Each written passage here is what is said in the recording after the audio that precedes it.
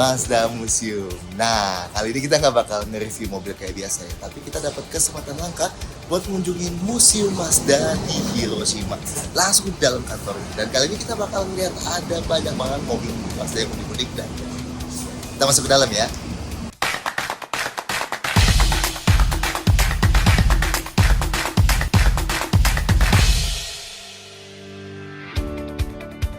Nah, video kita kali ini agak beda karena kan gak setiap orang dapat kesempatan buat mengunjungi tempat ini langsung di Hiroshima ya. Tapi kita yakin kalian yang fans beratnya Mazda pasti pengen banget masuk ke tempat ini. Nah, makanya kita pengen kasih lihat nih kayak gimana sih dalamnya museumnya Mazda di Jepang sini. Nah, dari masuk bakal langsung disambut sama model-model barunya Mazda kecuali yang satu ini. Nah, ini adalah motor roda 3-nya Mazda yang jadi simbol pemulihan setelah Hiroshima dibom atom di tahun 1945 dulu ya. Di mana di kala itu Mazda sanggup memproduksi 10 unit motor roda 3 ini di Desember 45. Alias cuma 4 bulan aja setelah bom atom yang nunjukin semangatnya masyarakat Hiroshima buat pulih dari situasi pasca di kala itu ya. Selain ini, di lobi isinya mobil baru semua lah kayak CX-60 yang di Jepang ada versi mesin dieselnya nih ya. CX-8, MX-30 yang bukan cuma elektrik kayak di Indonesia ya. Di Jepang ada yang mild hybrid juga tuh. Dan MX-5 atau yang di Jepang disebutnya Roadster. Tapi inti museumnya ada di lantai 2-nya. Dan langsung disambut sama indeks museumnya gini ya. Dan beberapa info sejarahnya dari tahun 1920 dulu. Yes, Mazda udah 100 tahunan ya. Tapi sejarah Mazda bisa kalian cari di internet lah. Mobil-mobilnya, pertama ada ini. 1. Mazda Go Type TCS. Mazda Go adalah mobil pertama yang diproduksi sama Mazda. Atau bukan mobil sih, tepatnya kendaraan lah ya. Karena ini adalah motor roda 3 ya. Nah, Mazda Go pertama yang diproduksi sebenarnya adalah yang Type DA ya, yang di tahun 1931. Sedangkan yang kalian lihat ini adalah Type TCS yang diproduksi di tahun 35. Di masanya dulu, Mazda Go cukup menarik perhatian karena full dibangun dengan parts yang diproduksi lokal. Termasuk mesinnya juga ya. Karena di zamannya dulu masih cukup banyak mesin kendaraan di Jepang yang dibangun di luar negeri. Mesinnya kecil aja, 654 cc, 1 silinder dan tenaganya pun cuma 13 HP. Panjangnya nggak nyampe 2,8 meter, yang artinya lebih pendek dibanding kebanyakan VR karya. Dan kenapa ada logo Mitsubishi tuh? Nah, ini karena waktu itu Mazda nggak punya network dealer sama sekali ya. Makanya Mitsubishi yang jualin tricycle ini, meskipun Mazda yang produksi ya. 2. Mazda Go Type GA.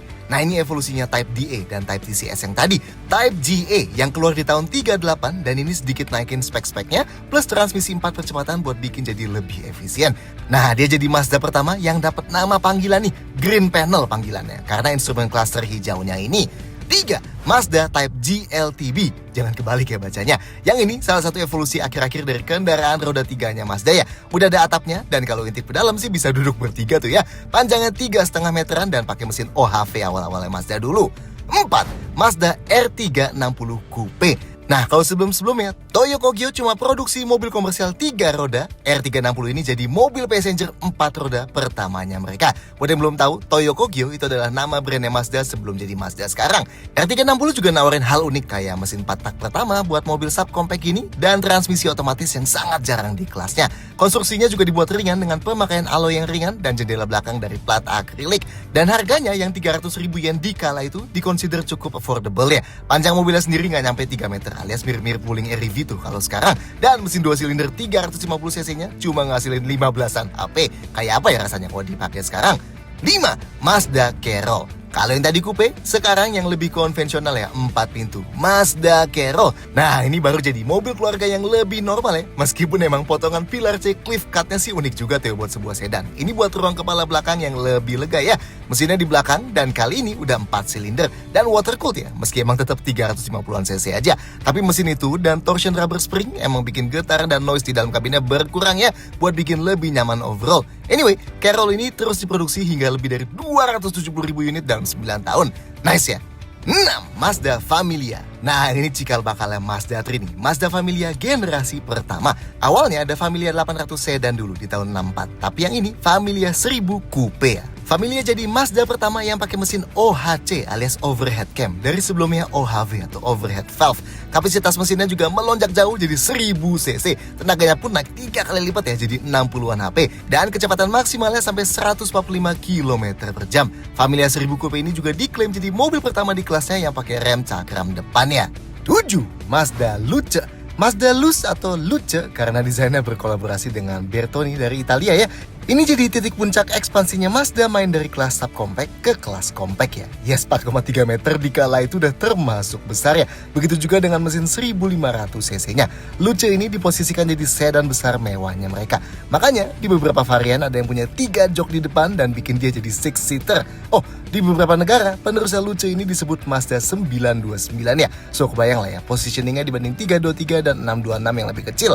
Dan Luce ini jadi Mazda pertama yang diekspor ke Eropa ya. Dan meskipun yang di museum ini Luce-nya bermesin inline 4, tapi ada versi Luce yang pakai mesin rotari juga. 8. Mazda Cosmo Sport. Nah, model yang ini mungkin gak butuh pengenalan ya buat kebanyakan orang. Cosmo Sport ini jadi model Mazda produksi massal pertama yang pakai mesin legendaris mereka alias rotari. Mesinnya 1000 cc aja, tapi tenaga yang dihasilin hampir 2 kali lipat dari tenaga Mazda Familia tadi. Akselerasi quarter mile cuma butuh 16,1 detik aja yang termasuk kencang di masanya. Dan kecepatan maksimalnya 185 km per jam. Dan bentuknya yang sangat rendah dan futuristis ini ngebuat desain Cosmo kelihatan jadi klasik sports car yang proper ya hingga sekarang. Sayangnya di zamannya dulu harganya Cosmo Sport lebih dari 2 kali lipat harga Luce yang dikala itu jadi flagship ya. Mahal meskipun sebenarnya tetap lebih murah dibanding Toyota 2000 GT gitu misalnya ya. 9. Mazda Bongo Van. Masih ada yang ingat Mazda E2000? Nah, Bongo Van yang ini adalah bebuyutnya ya. Karena E2000 yang dijual di Indonesia adalah Bongo Van generasi ketiga. Mazda nyebut ini MPV dengan lantai ultra rendah. Dan meskipun yang ditunjukin hanya van aja, tapi Bongo ada beberapa jenis. Termasuk salah satunya pickup yang generasi terbarunya adalah rebadge dari Daihatsu Grand Max ya. Yang ngebuat Bongo unik di kelasnya adalah ketinggian lantai di struktur pusat bodinya dibuat lebih rendah ya. Dan kayak banyak MPV super compact di Jepang, Bongo Van Gen 1 ini pun panjangnya nggak nyampe 3,8 meter ya. 10. Mazda Savana. Nah, Mazda Savana generasi pertama ini adalah cikal bakalnya RX-7 ya. Yes, kalau di globalnya, mobil ini lebih dikenal sebagai Mazda RX-3, nama khusus Jepangnya adalah Savana. Savana ini pakai mesin rotari ya, dan di varian Savana GT yang mulai dijual di tahun 72 yang ada di museum ini, itu pakai mesin rotari 12A yang lebih kuat dan transmisi manual 5 percepatan. Dikenal baik juga karena kestabilannya berkat tingginya yang rendah dan bodinya yang cenderung lebar. Dan biar nggak bingung, Mazda yang bentuknya mirip Savana ini, tapi nggak pakai mesin rotari, itu disebutnya Mazda Grand Familia. 11. Mazda Cosmo L. Balik ke Cosmo series lagi, dan kali ini adalah generasi keduanya ya. Meski Cosmo Gen 2 ini awalnya dijual dalam bentuk fastback 2 pintu 5-seater, tapi di tahun 1977 keluar versi Cosmo L ini yang punya atap yang disebut Landau Top. Tuh yang pilar C-nya tegak banget ya, kayak sedan-sedan mewahnya Eropa dan Amerika zaman dulu gitu. Desain atap Landau dari Cosmo L ini nggak terlalu disenengin di market internasional sih, tapi justru laku keras di Jepang. Makanya mungkin varian ini dipajang di museum Mazda ya. Oh, dan karena gandeng nama Cosmo, jadi Cosmo L ini juga pakai mesin rotaria.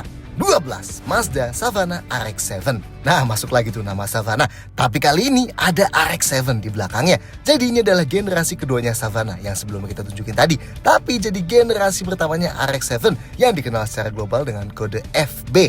Nah, RX-7 ini dikenal sebagai sports car yang punya mesin bertenaga tinggi di posisi rendah dekat center mobil ya. Dan beberapa highlight yang bikin RX-7 awal ini cukup ikonik adalah bonet panjang nan rendah plus lampu pop-up-nya ya. Mesin rotari di RX-7 awal ini juga dianggap berhasil melewati regulasi emisi yang ketat di masanya dan punya improvement efisiensi BBM hingga 50%. Ini sebagai respons dari krisis minyak pertama dulu ya. 13. Mazda Familia. Balik lagi ke Familia, tapi sekarang masuk ke generasi kelima. Dan yang ini dalam bentuk hatchback. Kelihatan gak tuh cikal bakal Mazda 3 hatchbacknya? Anyway, Familia Gen 5 ini adalah Mazda pertama yang pakai penggerak roda depan. Dan kayak Mazda 3 hatchback sekarang, di masanya dulu pun Familia yang ini, khusus varian tertingginya, Familia XG, itu juga digandrungin sama anak-anak muda di masanya ya. Yang artinya orang-orang itu udah lansia sekarang ya kan? Familia generasi ini juga selama 8 kali berhasil meraih penjualan bulanan tertinggi di Jepang ya. 14. Mazda Familia Cabriolet. Familia lagi, tapi kali ini generasi ke-6-nya yang meluncur di tahun 85. Dan yang ini adalah varian Cabriolet-nya nih, alias yang atapnya bisa dibuka. Nah, ini adalah Cabriolet pertamanya Mazda ya. Dan teknologi buat bikin body rigid meski atapnya bisa kebuka ini dikatakan sangat dimanfaatkan buat pembuatan MX-5 generasi pertama juga. Familia Gen 6 ini awalnya dipakai mesin turbo, meski pas tahun 87 diganti mesin naturally aspirated DOHC ya. 15. Mazda Savana RX-7 generasi kedua. Savana RX-7 lagi, ini yang sering dibilang RX-7 generasi kedua berkode FC atau Savana generasi ketiga. Ini generasi terakhir nama Savana dipakai di Jepang buat si RX-7 ini. Nah, ini juga pertama kalinya ada pilihan atap cabriolet buat RX-7 pakai mekanisme yang sejenis kayak di Familia tadi. Tuh, pas ya, yang di video ini modelnya yang cabriolet. Mesin rotarinya sekarang 13B dan dipakai twin scroll turbocharger yang bikin tenaganya melonjak super jauh. Ada 4-wheel steering, 4-wheel independent suspension, dan kap mesin plus beberapa bagian suspensi dibuat dari aluminium buat mengurangi bobot overall ya. 16. Yunos Roadster. Oke, tahun 89 kita masuk ke era di mana Mazda mulai ngebuat beberapa sub-brand buat kategorin beberapa mobilnya. MX-5 generasi pertama ini misalnya yang di Jepang kan disebutnya Roadster ya. Dia dijual dengan sub-brand Yunos yang lebih ditujukan buat model-model fun to drive dan mewahnya Mazda di kala itu. Anyway, Roadster generasi pertama ini dibuat untuk kembali mempopulerkan mobil sports kecil dan ringan yang awalnya bertebaran di Eropa ya. Bahkan filosofi Jinba Itai yang menyimbolkan pengendara dan kudanya menjadi satu kesatuan pun lahirnya dari MX-5 generasi 1 ini loh. Di masanya dulu harganya 1,7 juta yen ya, dan mobilnya pun luar biasa populer di dunia. Terjual 430.000 unit yang termasuk sangat banyak buat sebuah sports car convertible 2 pintu yang bahkan memecahkan Guinness World Record yang sampai sekarang masih bertahan ya. 17. Yunos Cosmo. Kembali lagi ke coupe mewahnya Mazda, Cosmo, yang kali ini udah masuk generasi keempat dan merupakan Cosmo generasi terakhir ya. Dan kali ini pakai nama sub-brand Yunos di depannya, sama kayak Roadster tadi ya. Cosmo Gen 4 ini juga jadi satu-satunya Mazda yang pernah pakai mesin rotari 20B dengan 3 rotor yang diklaim jadi pertama di dunia di kala itu. Dan bahkan kehalusan mesinnya dikatakan bisa disandingkan dengan mesin V12. Dan karena dipasangkan dengan sequential twin turbo, jadi tenaga yang dihasilkan pun luar biasa tinggi di masanya ya. Cosmo ini juga dikatakan menjadi mobil high performance pertama di dunia yang dilengkapi dengan GPS bawaan. 18. Evini RX-7. Nah, ini salah satu mobil Mazda yang paling populer sepanjang Mazda. RX-7 generasi ketiga atau yang punya kode FD. Nah, kayak MX-5 yang awalnya dikasih sub-brand Yunos, RX-7 ini pun ada sub-brandnya sendiri ya, yang disebut Evini. Sub-brand yang dikatakan lebih fokus ke model premium sportnya Mazda. Desain yang ikonik jelas berperan besar di balik popularitas RX-7 ini. Tapi begitu juga mesin turbo rotarinya ya, yang bisa ngasilin tenaga 290-an horsepower cuma dari kapasitas 1300 cc-nya. RX-7 Gen 3 ini juga pakai suspensi double wishbone high performance di keempat rodanya dan beberapa metode weight reduction yang diambil dari teknik yang dipakai di struktur pesawat juga. RX-7 ini dapat improvement terus-menerus selama 11 tahun sampai akhirnya produksinya dihentikan di tahun 2002 ya. 19. Mazda 787B. Nah, salah satu ikon mobil sport Jepang sepanjang masa nih. Mazda 787B ini jadi mobil Jepang yang pertama dan satu-satunya yang pernah memenangkan Le Mans 24 Hour Endurance Race. Nice ya. 787B ini juga jadi Mazda pertama yang pakai sasis karbon monocoque. Dan kalau RX-7 mesin rotarinya kan 2 rotor dan Cosmo Gen terakhir tadi kan 3 rotor. Mesin rotari 787B ini yang disebut R26B pakai 4 rotor ya. Pengembangan mesinnya berambisi buat menghasilkan 100 HP lebih tinggi dibanding mesin konvensional. Dan dengan linear variable intake system, 3 busi per rotor, dan peripheral port injection, mesinnya ngasilin tenaga 690 HP atau 700 PS dan torsi 600-an Nm. Dan suaranya yang legendaris banget ini.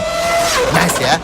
Sebelum balik lagi ke mobil normalnya Mazda, kita kasih shoutout dulu lah buat beberapa model balap Mazda lainnya. Kayak Familia Presto Rotary Coupe ini misalnya, yang cuma pakai mesin kecil 1000 cc rotari di Total 24 Hours of Spa Race tahun 70 dulu. Dan Savana RX-7 yang meskipun hanya berpenggerak roda belakang, tapi berhasil finish ke-9 dan ke-3 di Acropolis Rally di tahun 80-an di Yunani. 20. Mazda Sentia. Oke, balik lagi ke mobil biasa. Mazda Sentia ini adalah flagship sedannya Mazda di tahun 90-an. Panjangnya sampai 4,9 meter, yang artinya bahkan lebih panjang dibanding Mazda 6 sekarang ya. Tapi meskipun besar dan mewah, Sentia ini dikatakan tetap menyenangkan buat dikemudikannya. Mesinnya V6 2500 cc, suspensinya multilink, dan ada 4-wheel steering yang lagi naik daun di masanya dulu ya. Oh, dan Sentia ini sering dibilang jadi penerusnya Mazda Luce dulu ya. Dan sama-sama disebut Mazda 929 di beberapa negara. 21. Mazda Demio. Oke, masuk ke era-era model Mazda yang lebih familiar sama kaum milenial di Indonesia nih. Demio ini adalah nama khusus Jepang. Nama globalnya dia adalah Mazda Tuya. Dan nama Demio ini terus dipakai sampai tahun 2019 ya. Jadi nama Mazda Tu baru ada di Jepang di akhir-akhir 2019 tuh sampai sekarang. Nah, Mazda Tu Gen pertama ini keluar di tahun 96. Dan dengan panjang 3,8 meter, dia jadi mobil compact yang mulai populer di Jepang di kala itu juga. Keunikannya adalah jok belakang yang bisa slide dan recline secara independen. Sesuatu yang bahkan gak ada di Mazda 2 yang baru sekarang ya. 22. Mazda Axela. Kalau Mazda 2 di Jepang disebut Demio, Mazda 3 di Jepang disebut Axela ya, sampai 2019. Dan ini adalah Mazda 3 atau Axela generasi pertama yang keluar di tahun 2003. Sama kayak sekarang juga, Axela dulu juga ada pilihan hatchback dan sedan ya. Yang hatchback disebut Axela Sport di Jepang. Axela pertama ini juga jadi salah satu mobil awal Mazda yang pakai filosofi zoom. Cuma butuh 3 tahun ya, sampai penjualan Axela ini mencapai 1 juta unit di Jepang. Rekor tercepatnya Mazda buat mencapai angka itu, bahkan hingga sekarang ya. So, nggak mengecewakan lah ya, mengingat Axela ini kan disebut-sebut jadi penerusnya Mazda Familia. Model Mazda yang juga luar biasa populer di masanya dulu. 23, Mazda RX-8. Setelah RX-7 stop produksi di 2002, datanglah RX-8 di tahun 2003. Meski bukan jadi penerus langsungnya dia sih ya. Nggak kayak kebanyakan sports car yang cuma 2 jok dan 2 pintu, RX-8 ini 4 jok dan 4 pintu. Meski buat buka pintu belakangnya harus buka pintu depannya dulu ya, yang Mazda sebut freestyle door. Mesinnya tetap rotary, tapi rotary yang baru ya, yang Mazda sebut dengan Renesis, dengan sistem side exhaust dan natural aspirated ya, nggak turbo lagi kayak RX-7 dulu. Mesinnya pun lebih rendah dan lebih dekat dengan pusat bodi mobilnya, dan berhasil ngeraih distribusi 50/50. Oh, dan sampai saat ini paling nggak, RX-8 jadi mobil terakhirnya Mazda yang pakai mesin rotary buat mesin penggerak, sampai akhirnya discontinued di tahun 2012. 24, Mazda CX-5. Dan sampai di kita di era terakhir mobil-mobil Mazda di Museum Mazda ini, era Skyactiv. Meskipun Mazda 3 sebenarnya jadi model pertama yang pakai mesin Skyactiv, tapi CX-5 ini jadi model pertamanya Mazda yang full dibangun dari Skyactiv body, sasis, dan transmisinya. CX-5 juga jadi mobil pertamanya Mazda yang pakai bahasa desain Kodo Soul of Motion yang masih dipakai sampai sekarang juga ya. Dan meskipun dulunya ada Tribute, tapi CX-5 ini dianggap jadi SUV modern pertamanya Mazda. Hingga sekarang ada banyak banget tuh ya SUV Mazda baru ya kan. Mesin Skyactiv sendiri ini juga dikonsider spesial karena punya rasio kompresi yang luar biasa tinggi meski tetap bisa pakai bensin yang reguler, dan efeknya punya konsumsi BBM yang oke dan torsi yang paling optimal buat kecepatan rendah dan medium. Nice lah ya. 25, Mazda Atenza. Nah, ini mobil production terakhir yang ada di Museum Mazda. Mazda 6 atau di Jepang disebutnya Mazda Atenza sampai 2019 ya paling enggak. Nah, meskipun CX-5 jadi model production pertama yang pakai Kodo design, tapi Mazda 6 ini jadi model yang paling mencerminkan konsep aslinya Kodo design dari Shinari konsep di tahun 2010 sebelumnya. Nah, Mazda 6 generasi ketiga ini juga masih diproduksi terus ya sampai sekarang. Meskipun yang sekarang udah nerima facelift besar 2 kali sih ya, di tahun 2015 dan 2018. Mazda 6 ini juga jadi model pertama yang dapat teknologi IE Loop alias kapasitor yang bisa nyimpan energi dari regen brakingnya. Dan warna Soul Red Premium Metallicnya Mazda yang populer banget sekarang itu pertama kali juga diaplikasikan di Mazda 6 yang ini ya. Nah, udah deh, sampai situ aja mobil-mobil production yang ada di Museum Mazda di Hiroshima. Sebenarnya sih ada beberapa mobil lagi yang mereka pajang, tapi konsep aja ya. Dari Kai konsep ini yang jadi cikal bakalnya Mazda 3 hatchback sekarang. Gila sih ya, tapi kalau diingat lagi, Mazda 3 yang sekarang mirip banget ya sama bentuk konsepnya dulu. Terus ada Mazda RX Vision, mobil konsep yang disebut mobil konsep paling indah di International Automobile Festival di Paris tahun 2016 dulu. Ada juga Mazda Vision Coupe yang dapat penghargaan serupa di Paris Motor Show setelahnya ya. Ada Shinari konsep juga nih, konsep yang jadi awalnya Kodo design dulu. Dan paling baru ada ini, Iconic SP konsep. Mobil konsep yang disebut-sebut bakal mengkombinasikan motor listrik dan mesin rotari di model sportnya Mazda di masa depan. Oh, dan keren ya, beberapa teknologi Mazda juga dipajang ya. Kayak mesin Skyactiv G yang adalah mesin Skyactiv bensin, Skyactiv D yang adalah mesin Skyactiv diesel, Skyactiv X mesin bensin yang mengkombinasikan karakter mesin diesel dan bensin, mesin Skyactiv rotari yang pada dasarnya adalah mobil listrik yang pakai mesin rotari kecil buat jadi generator buat charge baterainya, atau ada juga CX-30 hasil tes tabrak ini. Dan yang unik ini nih, perbedaan cat Soul Red-nya Mazda dengan warna merah lamanya ya. Oke, segitu aja tour kita ke Mazda Museum kali ini. Gimana menurut kalian? Ada mobil-mobil yang menurut kalian keren atau menarik? Silahkan sampaikan komentar di bawah. Jangan lupa klik like juga dan subscribe channel YouTube Carbon Design dengan video-video kayak gini. See you next time.